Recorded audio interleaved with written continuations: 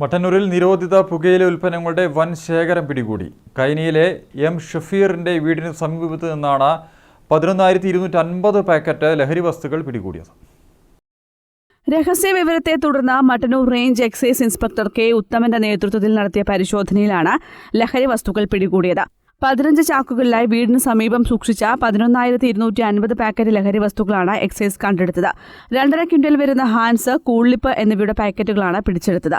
കർണാടകയിൽ നിന്ന് വിൽപ്പനയ്ക്കായി എത്തിച്ച ലഹരി വസ്തുക്കൾക്ക് 5.5 ലക്ഷത്തിലധികം രൂപ വിലമതിക്കുമെന്ന് മട്ടന്നൂർ എക്സൈസ് ഇൻസ്പെക്ടർ കെ ഉത്തമൻ പറഞ്ഞു. നിരോധിത പുകയില ഉൽപ്പന്നങ്ങൾ വിൽപ്പന നടത്തുന്നതായി പരാതി ഉണ്ടായിരുന്നു കുറച്ചു കാലമായി. അപ്പോൾ ആ മേഖലകൾ ശക്തമായി നിരീക്ഷിച്ചു വരികയായിരുന്നു.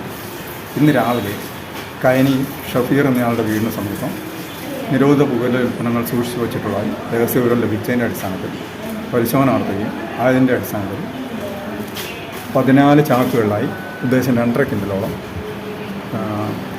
നിരോധിത പുകയില ഉൽപ്പന്നങ്ങൾ കണ്ടെടുത്തിട്ടുണ്ട്. നിരോധിത പുകയില ഉൽപ്പന്നങ്ങൾ വ്യാപകമായ മേഖലയിൽ വിൽപ്പന നടത്തുന്നതായുള്ള വിവരത്തെ തുടർന്ന് എക്സൈസ് നിരീക്ഷണം നടത്തിവരികയായിരുന്നു.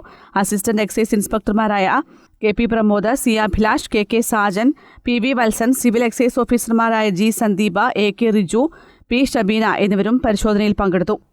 News bureau, Mattannur.